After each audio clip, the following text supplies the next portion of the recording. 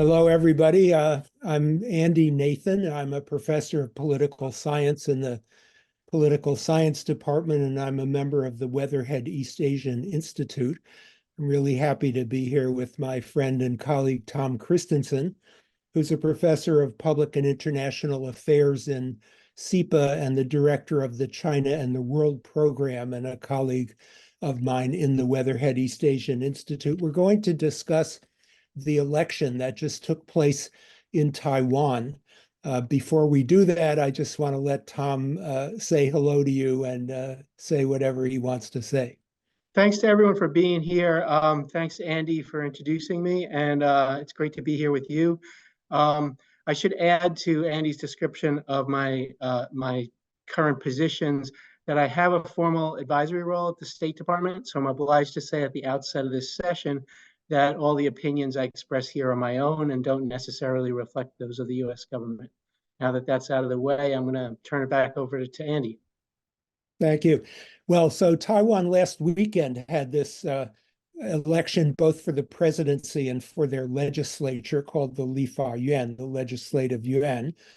And in this in this election, the incumbent party called the Democratic Progressive Party, or the DPP, that had held the presidency and had held the majority in the legislature, won the presidency with 40% of the vote. The person who won it is a person named Lai Ching-te, or William Lai.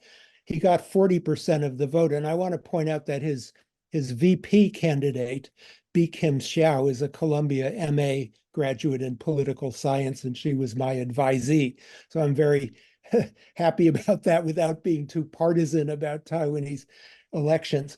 There were two other parties running in the presidency. One was the longtime ruling party, which has been the opposition for a while, called the Kuomintang, or the Nationalist Party, and their candidate, person named Hou Yu-ih, got 33.5% of the vote. And then there was a new party that sprung up, the Taiwan People's Party, the TPP, not the DPP, but the TPP, who had a candidate named Ke Wen-je, and they got 26.5%. So actually the winning slate of Lai Ching-te and Bi Kim Xiao got less than a majority, which is kind of characteristic when the DPP has won elections. They often win them with less than a majority, and the opposition a number of times has split the majority vote that doesn't go to the winning party. In the previous two terms, the president, Tsai Ing-wen, was also from the DPP. She had a legislative majority, but now the DPP doesn't have a majority in the legislature. That's going to change the dynamic quite a bit. The DPP has 51 seats. The opposition, number one opposition party, the Kuomintang, actually has more seats, 52. And then Ke Wen-je's new Taiwan People's Party has 8. And then there's a couple of other independent and minority candidates. A majority in the legislature would be 57. So it's not going to be that easy for Lai Ching-te to implement policies that he wants to, and of which perhaps to us the most important would be defense policies. And traditionally, the Legislative Yuan is quite independent, quite tough, quite turbulent. So it's not really a tradition of sort of politics stopping at the water's edge or something of this kind. So most of the analyses that I've read about this election place emphasis on the fact that it's a reaffirmation of democracy. Taiwan used to be an authoritarian system, but in 1986, they began a transition to democracy. That's a long time ago, and they've had a series of very, very free, hard-fought, fair, open elections for the presidency, for the legislature, for local posts and so forth, in which mainly these two parties, the DPP and the Kuomintang, or KMT, have been the two parties contesting. So reaffirmation of a vibrant democracy in Asia, in a culturally Chinese society, the only, as people like to say, only culturally Chinese society that is a consolidated democracy. That's one theme. And another theme I've read about is that the voters have reaffirmed their Taiwan identity. So this is important because I think everybody knows that mainland China, or the People's Republic of China, claims that Taiwan is a part of China and must unify with China under the control of the Chinese Communist Party. In the past, there was a little wiggle room about what China would Taiwan join, but under the current Chinese leadership, that wiggle room seems to have disappeared. And it's clear that, the People's Republic under the Chinese Communist Party would be the government of a unified China.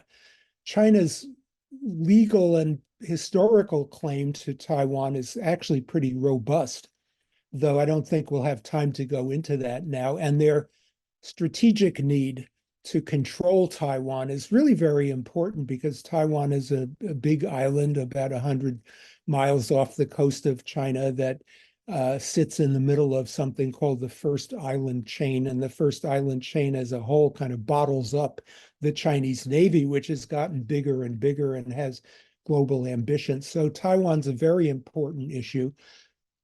And from Beijing's point of view, the only reason why they haven't unified Taiwan a long, long time ago and can't do so now is that the United States, in their view, intervenes there and supports the de facto autonomy of Taiwan diplomatically and with military advice and a kind of political defense guarantee, not a treaty. But the voters have apparently in this election said, no, we are Taiwanese, and that doesn't mean that we want to be part of China. So that's a common set of reactions. But I think from an American point of view, one of the first things we worry about is what are the implications of this election for stability in the Taiwan Strait?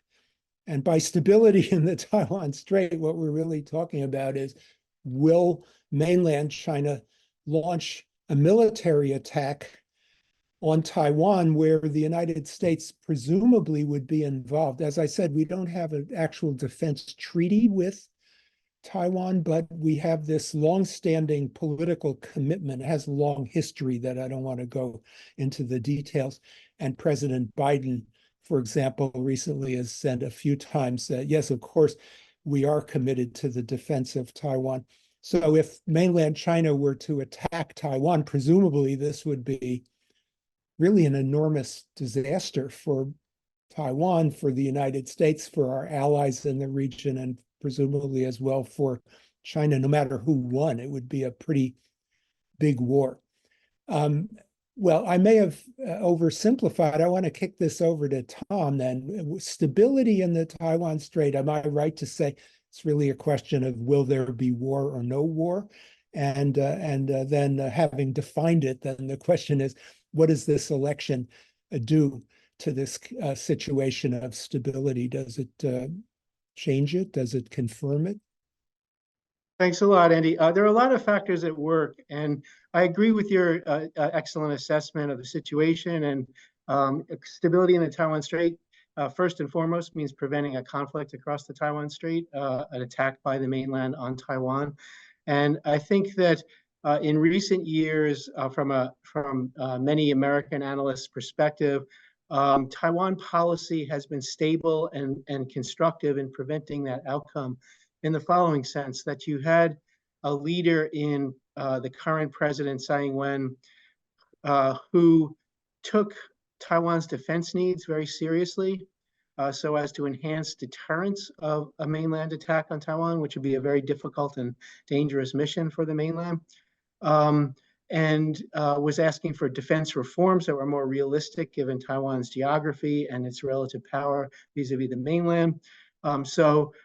She was pushing for a strong Taiwan to enhance deterrence, but at the same time, she was very moderate in her political stance towards the mainland. She avoided a lot of the pro-independence political initiatives that her previous DPP president, Chen Shui-bian, had adopted in the 2000s, from 2000 to 2008, that were very destabilizing in cross-strait relations.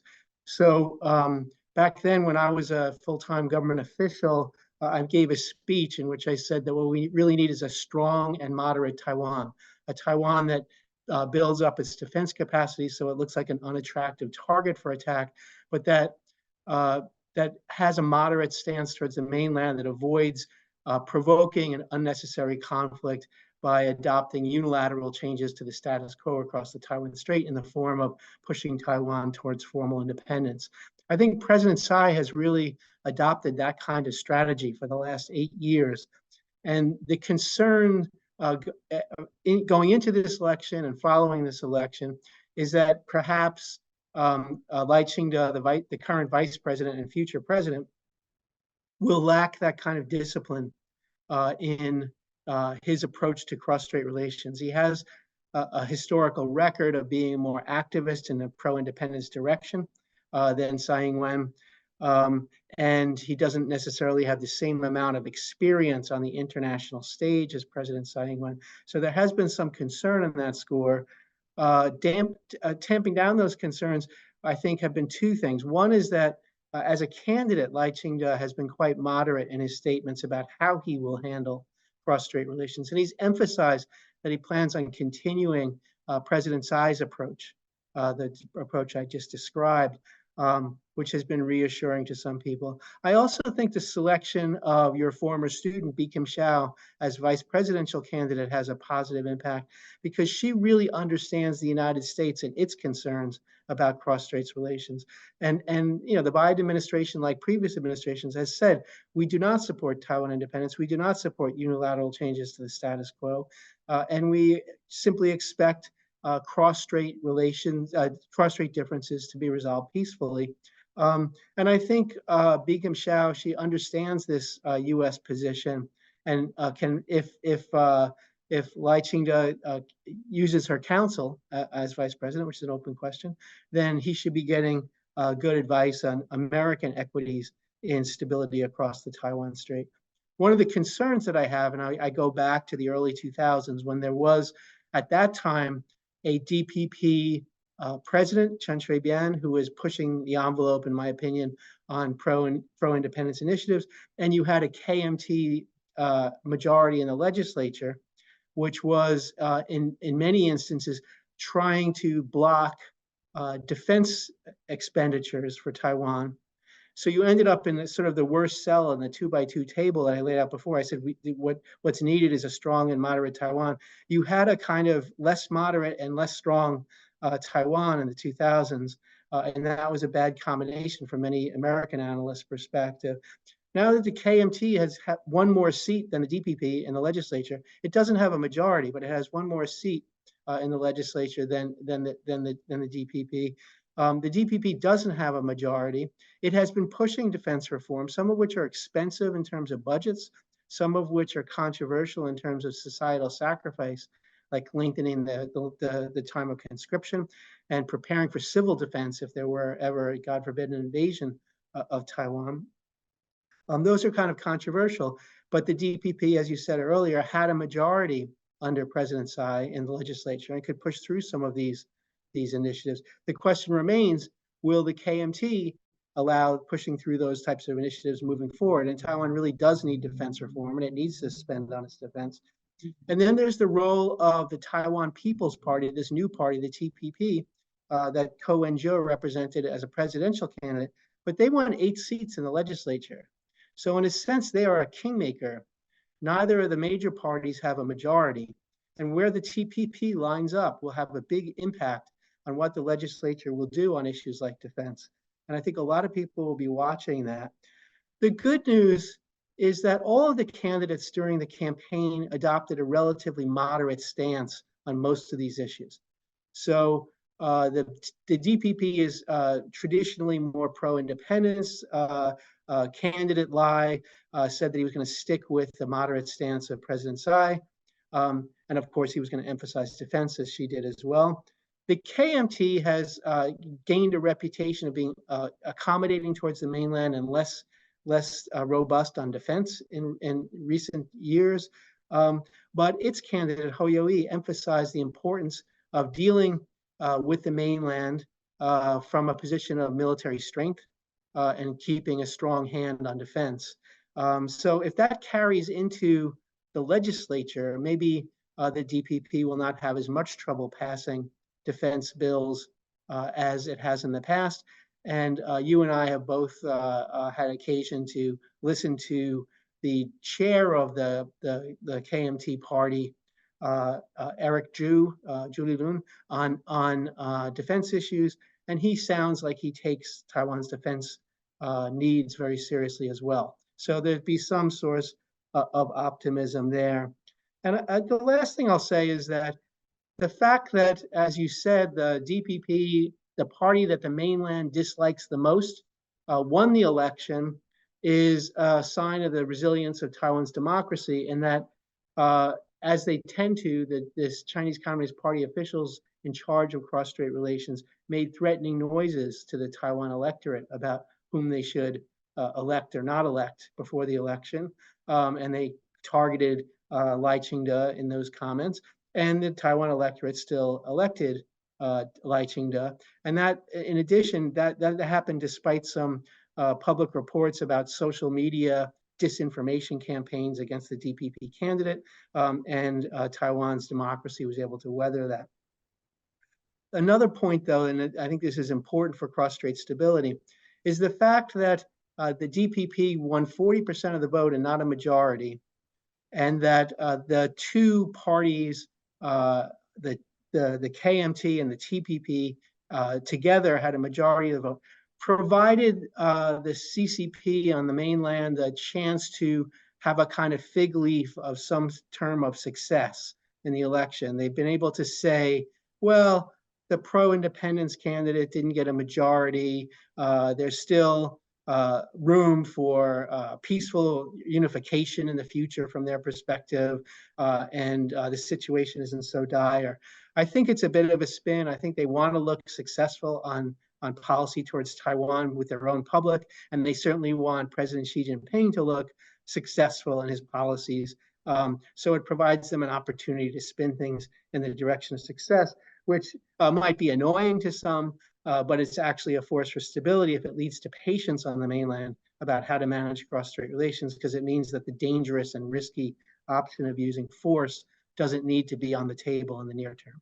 I know that was a long response, but that's basically my take on these things, and be interested in what you think about the cross-strait relations and about the mainland. Like, we say maybe a bit about how Taiwan policy fits into Chinese Communist Party domestic politics and international politics a bit more, and whether you see this as a situation that could lead to a near-term conflict or is less likely to, given the dynamics that we've both described up to now.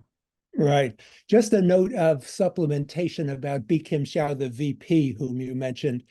The reason why she is such an experienced person in foreign policy and so forth is that prior to being nominated as VP, she was the Taiwanese ambassador in Washington. And in fact, she went to Oberlin College before Columbia. She knows the United States very well. And while she was ambassador in Washington, she won very widespread trust among all the political forces there. She's a straight talker. She understands the United States. And so on your question, Tom, about how this is going to play in Beijing, as you said, there's a lot of debate here in the United States about, will Xi Jinping launch an attack? Does he have a deadline to launch an attack? Is this the election, the straw that broke the camel's back, and now he's got to launch an attack and so forth?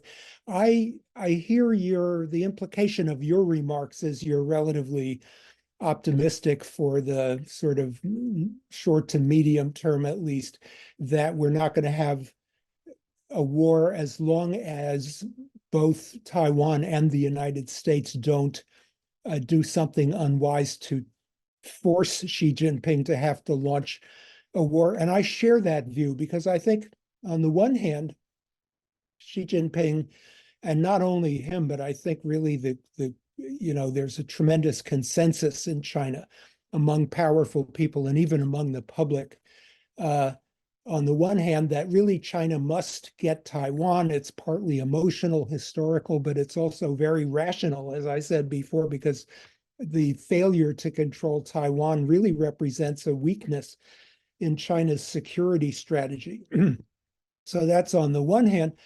And then they see the trend in the Taiwanese public going in the wrong direction. So back at the beginning, when the United States broke diplomatic relations with Taiwan and established diplomatic relations with Beijing, Beijing was relatively optimistic that the Taiwanese people will love us. They will see that we're the big economy. They'll see that we're the same culture, that we'll give them a good deal. We'll let them have their own island, but they just have to be part of China. So they thought we're going to win the Taiwanese people's voluntary assent to unification. I think that a series of elections have disabused Beijing of the idea that the Taiwanese people would voluntarily unify out of a positive desire to be part of the Chinese nation. But I don't think he's given up the hope of nonetheless winning this unification struggle without a war, because he has a lot of instruments to bring tremendous pressure on Taiwan, perhaps number one, economic. So Taiwan's economy depends a great deal on trade and investment with the mainland, and China has already said we're going to get rid of some trade privileges that we have been giving you. But on the other hand, we're opening up the mainland economy. This is not new, but continuing to open up and make the mainland economy even more comfortable for those of you who want to come over here, invest, and be moving the ball forward toward closer ties. Then they have diplomatic pressure. So right after the election, Beijing consummated a switch of diplomatic relations from the small island nation of Nauru from Taiwan. Taiwan, I forget now, has how many countries that recognize it, a very small number. I think it's 12. Yeah. Yeah, so China can peel away some more, maybe not every one, but probably most of those countries, which would be damaging to Taiwan's diplomatic posture, not really fatal, but because they've managed pretty well to have a global presence without formal diplomatic relations. And this military pressure, which mainland China ramped up after Nancy Pelosi visited Taiwan, they started a new practice of constant flights across the median line of the Taiwan Strait, balloons going over, all kinds of demonstrations of military threat. And I think Xi Jinping thinks the Taiwanese people are, rational, and eventually they're going to see that there's really no way out other than unification, especially because Xi Jinping sees the United States as a country in secular decline, slow economic growth, sort of chaotic politics, rise of populism, rise of isolationism. We have this crazy constitution with a new presidential election every 4 years, whereas in China, who's in charge because the same guy is in charge. So far, he's in his third term, and there isn't any dissent in China. So like in China, you know what the policy is and what it's going to be, but in the United States, one doesn't. So I think that, and a third reason, if I'm counting correctly, why I think Xi Jinping is not ready to attack, both that thinks he doesn't have to, but also because he's not ready, because his military is not ready. He does understand the US military would get involved, is formidable, and that his own military apparently is still struggling with tremendous corruption problems, and Xi has had to purge some top officers recently. So they're not really ready to, as the Chinese saying goes, quote, fight and win a war. So he needs to get those things in order. And then that will, he thinks, I guess, send a message to the United States. I mean, there are analysts now in the United States who say, look, we can't actually uh, win a war against. We can't maintain the technical phrase is we cannot maintain military primacy in Asia. Some of our own strategists say the most we can do is balance China. Well, if some of our strategists are saying this, it leads to some optimism on the part of the Chinese side that if they can get their military in good enough shape and they're close to Taiwan and we're far away and so on, we have quite a few vulnerabilities, aircraft carriers and large bases and stuff. There may come a day when Xi Jinping thinks that the balance of deterrence has shifted. So that's my quote unquote optimism that Xi Jinping is not about to launch an attack in the near future. But as I said at the top, and Tom said, this is a controversy among American analysts about what's going to happen in the future. Tom, do you think so? Yeah, I agree with some of the things you said, and I just emphasize a couple of points, which is I think that not only do the United States and Taipei need to avoid unnecessarily provocative measures that could lead to a conflict across the Taiwan Strait that would otherwise be avoided, but I think that the United States and Taiwan need to maintain a very strong military posture so that those military challenges on the mainland remain over time as China's military modernizes. So that's an ongoing challenge. In other words, you want to have a credible threat of military response to any attack from the mainland, and you want to have an assurance to the mainland that if it doesn't attack, you're not going to steal away some of its cookie jar and promote something that's anathema to the Chinese Communist Party, which is Taiwan's legal independence, permanent independence from the Chinese nation. So that combination is necessary. That combination is sometimes difficult to find, in part because of American domestic politics. There are a lot of people who believe that the United States should move away from strategic ambiguity and the traditional one China policy and recognize Taiwan as a nation, form an alliance with Taiwan again, like we had until 1979. I disagree with that. I think that would be one of those provocations that would increase, not decrease, the likelihood of a conflict. And I think that, as you suggest, the mainland is already sufficiently concerned about U.S. intervention that we don't need to make those kinds of political moves to drive home that credible threat. And I think that on Taiwan, you need to have moderation in policy towards the mainland. And what we saw with Lai Ching-te's campaign is that he maintained a relatively moderate stance consistent with the stance of the current President Tsai. And his acceptance speech said something very important, which was also assuring, and that was that he would manage cross-strait relations in a way consistent with the Constitution of the Republic of China. And that is a very important statement because the Constitution of the Republic of China is not a pro-independence document. It's a one China document. And it's difficult and it's a little bit painful for DPP politicians to say that, but they know that they're saying it because it's around that you can build a consensus in Taiwan about moderation and maintaining cross-strait stability that is widely welcomed. And it's also welcomed in the United States because, again, the United States wants to see peace and stability across the Taiwan Strait, but the United States is not in the business and hasn't been in the business of supporting Taiwan independence, of treating Taiwan as a sovereign independent nation. It has opposed unilateral changes to the status quo and merely said the two sides of the strait should work things out peacefully, and however they work it out, we can live with, but you have to work it out on your own. And there are huge obstacles there. The last thing I'd say is that the mainland has two sets of military options vis-a-vis Taiwan. And one is an invasion. An invasion is incredibly risky and incredibly complicated and incredibly dangerous. And it ought to be the case that regardless of the balance of power across the strait and even across the Pacific, that the United States and Taiwan should make it extremely unattractive for the mainland to invade Taiwan and try to take out the government there. And I think that that's a doable task if the attention is spent on that task. The second option would be to blockade Taiwan militarily, which is also, a war act. It's not a peaceful act. There, I think the mainland can do this much more easily than an invasion. And there's very little militarily that Taiwan and the United States can do to stop a blockade of Taiwan. But this relates to the economic point that you made.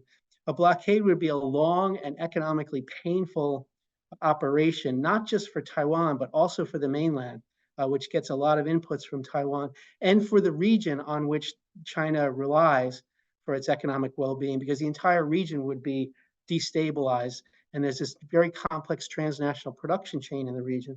And the entire world would be impacted because Taiwan is the major supplier of high-end semiconductors for the world economy, and that would be cut off. So this would be felt in stock markets around the world and economies around the world. It would be a giant crisis, and I think the mainland knows that. And in terms of economic pressure on Taiwan, the mainland can put economic pressure on Taiwan, but it's very painful for the mainland. So the mainland has, the PRC has disliked the government of President Tsai Ing-wen because she's a DPP party member. They see her as a pro-independence force. So they have expressed that displeasure in various ways, including through economic measures. But the economic sanctions that they've actually leveled against Taiwan in the last 8 years are very minor. And there's a reason for that. 70% of the exports from Taiwan to the mainland are in the electronics and telecommunications fields. The PRC uses those inputs for their very competitive industries selling abroad and at home, and they would be harmed very severely if they put very strong tariffs or regulatory blocks on those imports from Taiwan. So they tend to sanction things like soft drinks and fruit to show their displeasure towards certain subgroups in Taiwan. But that doesn't really do severe damage to the Taiwan economy overall. And despite 8 years of President Tsai in office, there's fairly robust cross-strait economic interaction to this day. So they can do that, you're right. But I think they're reluctant to do it. And I think it's somewhat encouraging that they've, so far at least, put a relatively positive spin on their position vis-a-vis Taiwan after the election. Again, I don't know if they firmly believe that, but as long as it's a source of some patience on the mainland, we ought to be able to sustain peace and stability. But it's not easy. It takes a lot of effort for the United States in the military and diplomatic realm, and it takes a lot of efforts by Taiwan in defense reform and in the military realm to make it continue to look like a very bad bet for the mainland to use force to try to force unification. Taiwan pineapples are delicious, but but banned in the mainland. Last topic I'll go into. So Tom with 2 colleagues recently published an article in Foreign Affairs, and he has just kind of summarized sort of the main theme, which is that the United States with Taiwan needs to maintain strong military deterrence, but also to assure Beijing that we are not sort of pushing for a declaration of Taiwanese independence that would consolidate, close the door forever on Beijing's aspiration to get control over Taiwan. And in that article, Tom and his 2 co-authors sort of said there are certain things the administration has said that were not wise, including Biden saying, yes, of course, if Taiwan is attacked, we'll go to the defense of Taiwan. Not that we wouldn't do so, but that Tom and the colleagues said there's no need to go out saying this. It just makes things harder. And I sort of felt that at the APEC meeting with Xi Jinping, Biden somehow took your advice, and he didn't say that, and he just said basically what you just said is we're not. When he says we don't support Taiwan independence, what that means is not that we're opposed to it, but as Tom explained, it's that we're not pushing that. Our policy is whatever happens. Of course, what's happening is, in fact, Taiwan's not unifying with the mainland, but our declaratory policy is we're not pushing any outcome one way or the other. So So this is just to say that if you want to have more detail of what Tom just said, you can look at actually the current issue of the magazine, Foreign Affairs. But in the Foreign Affairs website, I think yesterday, Graham Allison had a very interesting article where he said that countries all around the world at the same time are preparing for what if Trump becomes president. I don't know, Tom, if this is something you feel comfortable commenting on, but I do. I'm not in the government at all, but I don't know the answer. I mean, I think what Trump might do could go either way. So sometimes Trump gets up in the morning, he says, I want to solve these problems, get them done with, and I'm going to hand Taiwan back to the mainland, hand Ukraine back to Russia, get it over with. And sometimes Trump gets up in the morning, he says, I don't like Xi Jinping, he's not treating me right, I'm going to declare Taiwan independence. And most of the people around Trump are very, very anti-China. So if I were Japan, South Korea, or Taiwan, Philippines, and so forth, I would be considering all of these strange, so number one, Biden might be reelected, in which case I think we know what the policy would be. It would be the continuing onward along the lines that Tom described. But how do we prepare ourselves for Trump? I think all I can do is to put that question on the table, because it would take a whole nother discussion to sort of lay out all the different permutations. But Tom, I don't know if you have any thoughts about that. I think it's just fundamentally hard to predict what a future President Trump would do. It was hard to predict what he did when he was in office in many instances. But I think you've laid out the problem quite well. There'll be a big push to take a very tough stance against the PRC in general. There is in Congress, it's largely bipartisan consensus, and if you want to push against the PRC, an easy place to do that is Taiwan, because it's an aggravant, right, to the bilateral relationship. But on the other hand, I'm not so sure there'd be the same dedication to the notion of defending democracy as an institution and preventing the mainland from gaining leverage over Taiwan because Taiwan is a democracy. That's a very strong message in American politics traditionally, and particularly in the Biden administration. So it's hard to say whether he would be more or less supportive of Taiwan's security, to get back to the security issue. So I think it's hard to predict. On the issue of the Biden administration statements, we outlined in the article the things that we thought were moved beyond the traditional one China policy, which we consider to be very successful. And one of them was not just, yes, we will defend Taiwan, but also that we have a treaty obligation to do so, the president once said, which is just not accurate since 1979.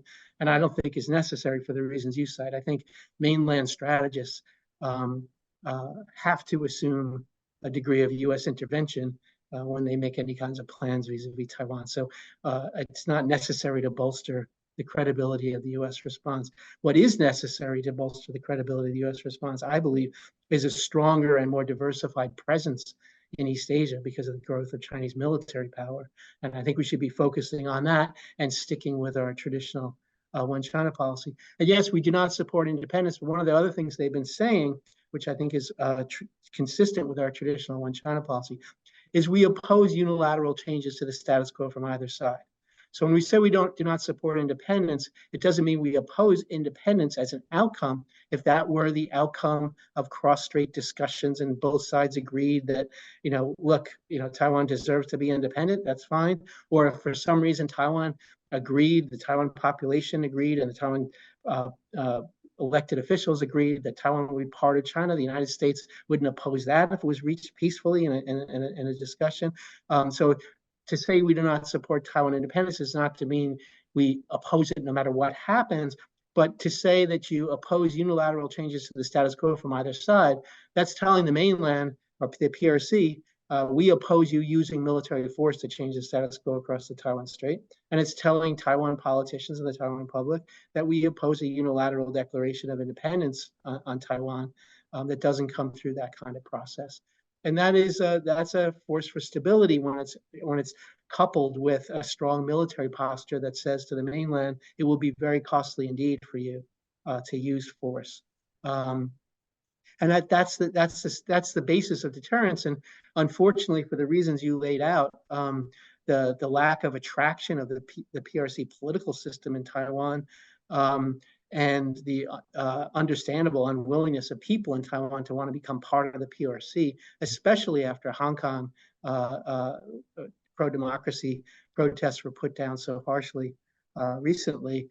That's the best deterrence, is the best guarantee of stability across the Taiwan Strait. And deterrence requires both a credible threat that conflict will be extremely painful, and a credible assurance that conflict is unnecessary to protect political interests. And I think that's where we are now. I think that the Biden administration has gained much better discipline in its statements about cross-strait relations in the past several months. And there have been several high-level statements in the last several days by Biden administration officials that include all the elements that I think are traditionally part of our One China policy exposition. And I think that that's a force for stability, including a statement by the Secretary of State, including a statement by a senior NSC official in a press call. It seems like they are disciplined and comprehensive and consistent in their statements about the One China policy. And I personally welcome that. I'm flattered that you think I had some influence over that outcome, but I'll just say that I'm happy to see it. And it's not important what Tom Christensen does or doesn't do. Well, all right. It's important to us. But so thank you, Tom. And I think we've sort of covered what we can cover in a short period of time. So thanks to anybody who's listening in.